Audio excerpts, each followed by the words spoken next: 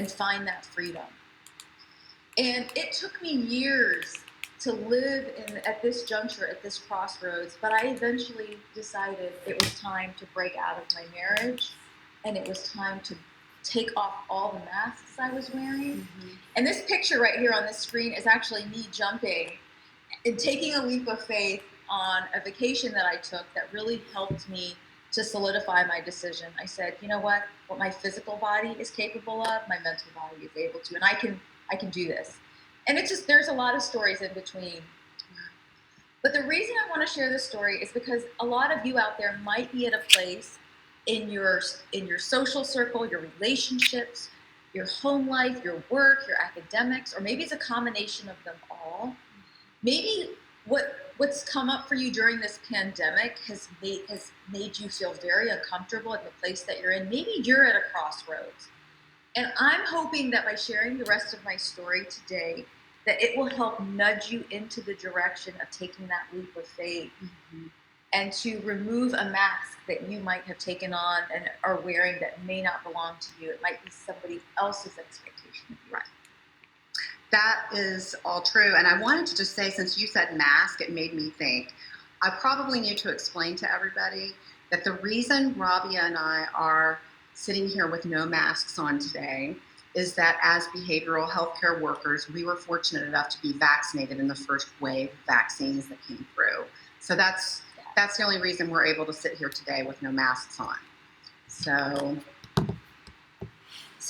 Katie, how did I, once I took that leap of faith, I want to share the first few steps. How did I venture outside of my identity? Well, I decided to work because my identity that I had taken on didn't really allow me to even work. I decided to start counseling refugees. And in the process of counseling refugees, I discovered my own truth. I realized that the limiting beliefs that I was letting hold me back, I was going in to tell my clients to let go of. And I started to become more and more grounded in my worth and my truth. And I said, I'm going to take up hobbies and ideas and passions that I have been forbidden from for years. And if you look at these pictures, I did competitive Latin ballroom dancing, I did performance dancing, and Katie, as you know, when I dance, another part of me comes alive. Mm-hmm. And even though it was culturally and religiously forbidden, it is now such a big part of my identity. Dance, yes. And so this is when you went back and you kind of tried on all those different hats to see what your real identity was. Mm-hmm. Yeah. Because like you talked about, if we don't meet that milestone earlier in life, it'll come back around. Oh, it'll come back around in a big way. Yes. Yes. So I want everybody to know, just like I fearlessly removed my mask, every single one of you, if you were raised in fear and control, you have the courage and you can be brave enough to show up unapologetically authentic. Because the pain of avoiding living your truth it becomes great. It becomes so great that eventually it manifests as physical pain in your body. Yes. Like a heart attack. And that's what happened to you. Heart failure. Right. Mm-hmm. But you know what? It's not easy. Happiness comes at a cost, and you know that. Mm-hmm. It comes at the cost of courage. Yes. And you're in the business of supporting people and giving people courage. Perceived that way, yeah. So my identity before, when I was younger as a child, even through my 20s, even in my arranged marriage, I was plagued with self-doubt. I was obsessed with pleasing everybody else. I was suffering from an eating disorder. I was depressed. I was suicidal. But who am I now? I'm happy. I mean, I'm the ambassador of happiness. That is the title that I wear. If you visit my website, you'll have a look at my story there. I live with purpose. I live invigorated, empowered. I live my authentic truth. And I've broken the cycle for my children through my, showing them self-love, courage, and bravery. And I'll tell you more about my business and what I do to transform other people's lives. So first I had to own that I'm a resilient leader. Yes. Because I've overcome, I've found the courage and the bravery, again, to remove that mask, show up unapologetically authentic when it meant losing family relationships, losing people in my life, losing a community of people. Wow. I had to walk in my truth alone for many years. But it was completely worth it, because what I have re-scripted in my life, this new narrative, I now inspire leaders all over the world with my business and teach them how to be their best self by leveraging their vulnerability and how to find their courage and to fearlessly live their best lives. Right. And so on all fronts, it has been the best decision I ever made when I was at that crossroads to take that leap of faith. Right. And I just want to, and these are my Look children. at your beautiful children. They're 13 and 16. And you know what? What I want to say, if you remember anything today, just remember this. If something is scary when you're facing it, it's necessary to face it. Mm. Because if you want a story that's worth telling, you're going to have to find the courage to face something scary. And guess what? Nobody is presented with something scary or a challenge if you're not equipped with the ability to take it on. And Katie and I are going to talk to you about what it is you need to take that on. Because I mean this, that beyond those walls of fear, there is a life that is so colorful and so beautiful that you would not be able to dream of it until you take that leap and come to the other side. Yeah, and I have really found in my lifespan that if I'm making decisions that are based in fear, anytime I'm making a fear-based choice, it's usually not the right way to go. So I would second that for sure. And that's another thing that as a therapist that you're an expert in, right? Is people come to you with that fear and anxiety, and you help them process it, and you help them come out on the other side. Right. That's why we love working together so much. Yes. Okay. We've had a lot of disruptions in 2020. I mean, stress is at an all-time high, especially for people of y'all's age group, the people who are watching this, 18 to 24, that age group. It's unprecedented what's happening. It really is. We've all been 2020, right? We've all been dealing with the COVID-19 pandemic. We've all been dealing with the news of trying to keep up with all the anxiety in media and on a global scale. Yes. Right.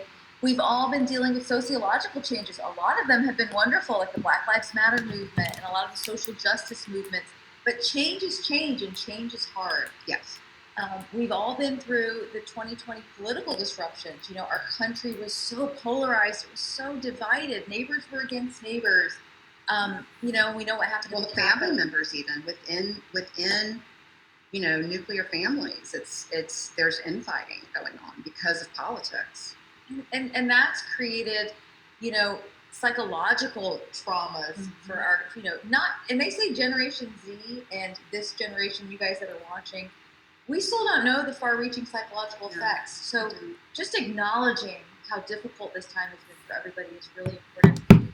The educational disruptions. Anybody that's present right now, over a year ago, a little over a year ago, we were all sitting in our offices. We were sitting in classrooms. Right. And now we are isolated and in our homes. Right. And economic, the economic impacts of all of these disruptions have been enormous. And that has affected what your generation can expect when you graduate from college. What kinds of jobs will be available? Which industries will now be the hot industries? So there's just been so much change. And the accelerated pace of change has been very difficult. It has created what Katie knows, we'll come back to that, as the most difficult emotion that you see in your practice every day. What emotion is that? Well, this is what I'm seeing right now at an all-time high are symptoms of anxiety. And people come into my office and describe, or virtually now, people describe feeling physical symptoms, like their heart starts pounding, or their stomach is upset, or they might start sweating profusely, or even get some like tingling or numbness in their hands. These are all symptoms of anxiety. And like I said, it's at an all-time high right now. So Katie, what are some of the things that this age group is anxious about? Oh my gosh, so much. I mean, well, what you were touching on just a minute ago, the very stage of intimacy versus isolation with everything that's going on with the COVID pandemic, people are forced to interact this way, the way that we're interacting today, virtually. And so that human connection piece is really missing. That is stressful because, you know, these young women are at a stage of life that where they're naturally supposed to be cultivating these relationships with other people. How do you do that when everything is virtual? So just transitioning from high school to college or from your family of origins home out into the quote unquote real world, that is stressful. That'll cause anxiety. COVID pandemic is causing anxiety, and the technology being so pervasive. And I get a lot of young people coming in saying, how do I stop comparing myself to, you know, so and so on social media or this person on social media? Because people are only posting on social media what they know looks wonderful and perfect, and it's not reality. So we have to, hopefully, as the vaccinations become more readily available and more people are vaccinated, hopefully we see those COVID numbers decline and we can get back to real face-to-face interactions. That's important for this stage of development. Katie, what if somebody is, can you tell us what a little bit anxiety versus Right. a lot of anxiety? Right. When is it time to ask for help? Well, so if you look at the scale, you can see on the far left underlying worry. Everybody, every single one of us has some underlying worry on a daily basis. This is normal. This is just like the brain has a mechanism in it. I'm sure everyone's heard of fight, flight, or freeze. So when that response in our brain is triggered, a little bit of this arousal, this anxiety is a good thing because it motivates us to act. But too much, then it becomes actual worry. Now, where you want to ask for help is before you get to a place where you're not functioning or having difficulty functioning, either at school or at work or in your interpersonal relationships. I hear a lot of high school